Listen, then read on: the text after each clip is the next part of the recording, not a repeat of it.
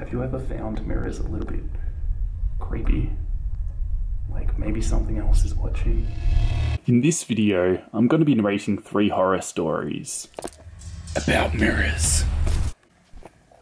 Before we get into those stories, I just want to quickly explain this artwork because it's actually a collab piece I worked on with a really talented creator called White Manga. He's on Instagram, YouTube, and he puts out really awesome manga style artworks, so I definitely recommend you check him out.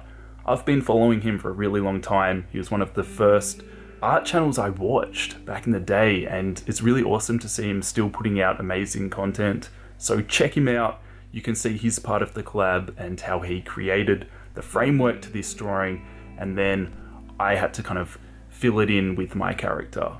It was a bit of a challenge. I tried to fit it in as best as I could, but check out his channel and I hope you guys enjoy. With that being said, let's jump into these stories. My husband and I have seen another me. Late at night, I usually go to the bathroom multiple times, but for the past 4 days, every time I go to leave, I can see myself standing in the mirror from the corner of my eye. It is like the other me is watching me leave the bathroom.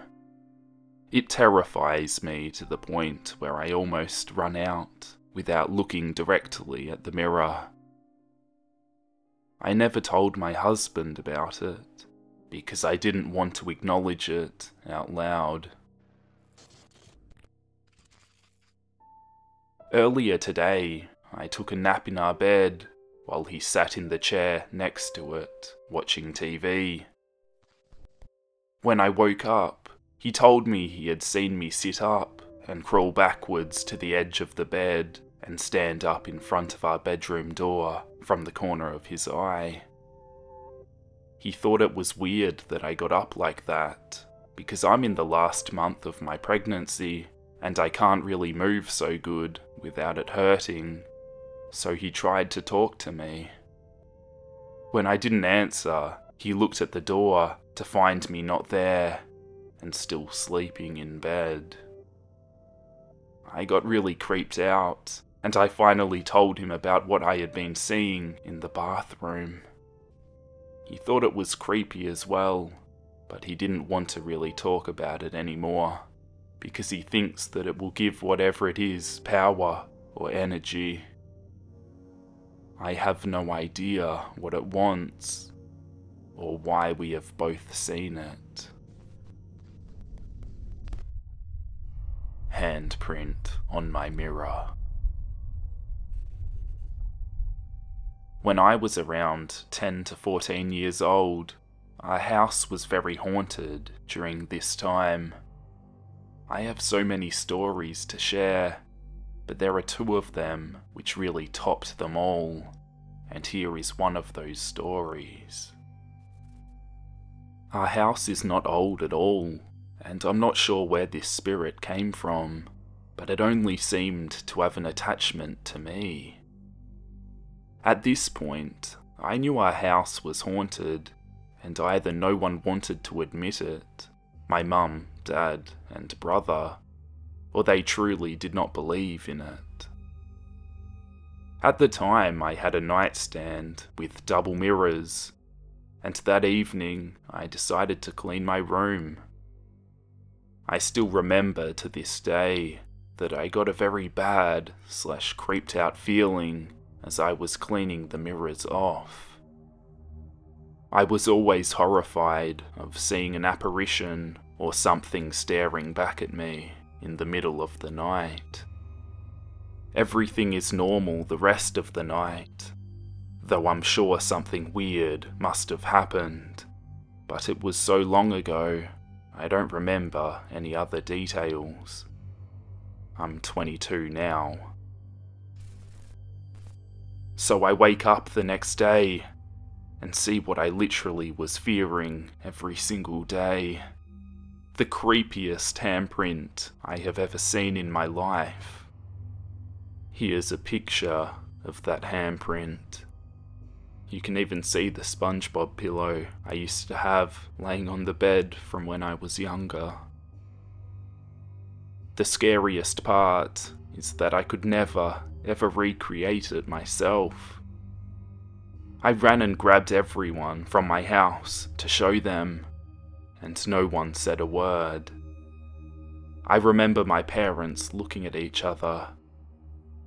I knew no one entered my room in the middle of the night, but I asked them 1,000,000 times if they did, anyway. This is the only picture I took of it, and I wish I had have gotten a few more. Another creepy thing about it is that it doesn't even seem like a human hand, more like skeleton bones. The fingertips are perfectly defined and look like they've sort of been slightly dragged down. I can't remember exactly, but I know it was for sure either bigger than everyone's hand in my family, or smaller than everyone's hand. Has anyone had anything similar happen to them? What do you think left this handprint? Do you think there would be a reason for it leaving it on my mirror? Thanks for listening.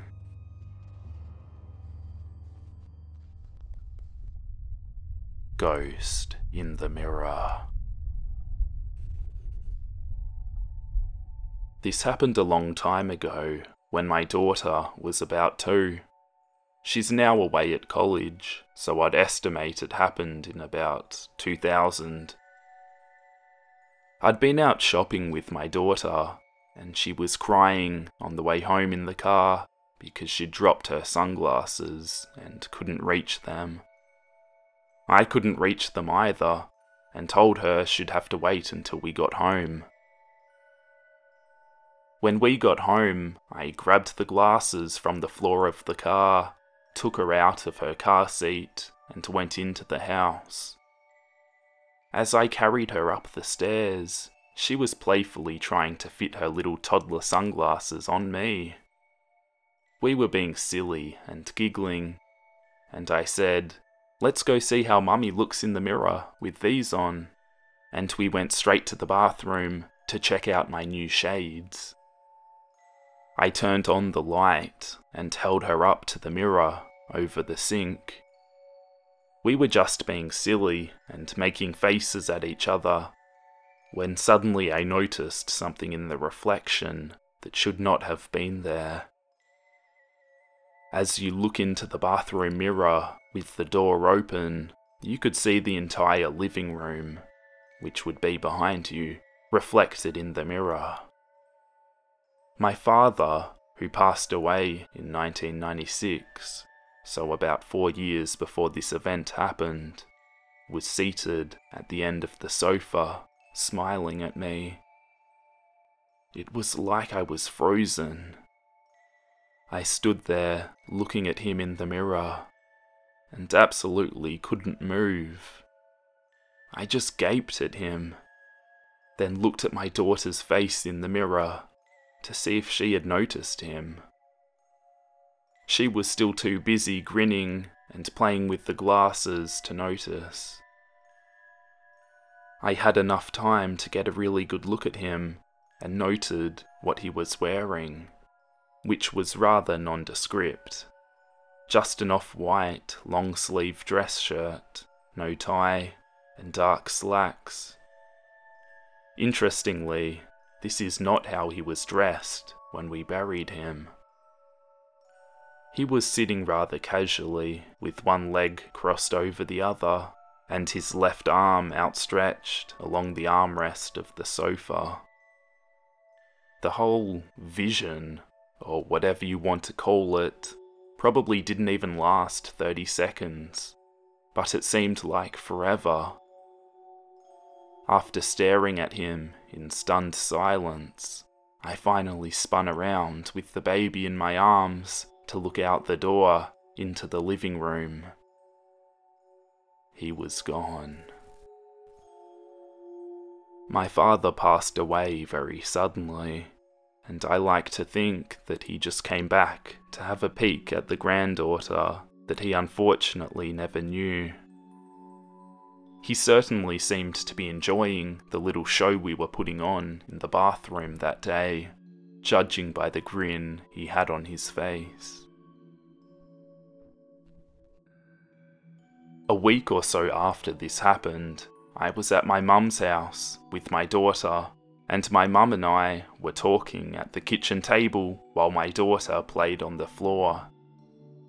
Suddenly, she got up off the floor and walked over to an empty kitchen chair and said, "That's Pop-Pop's chair."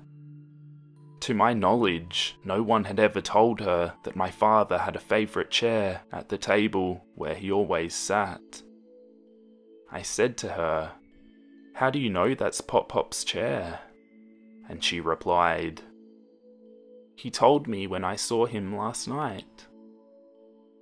That made the hairs on the back of my neck stand up.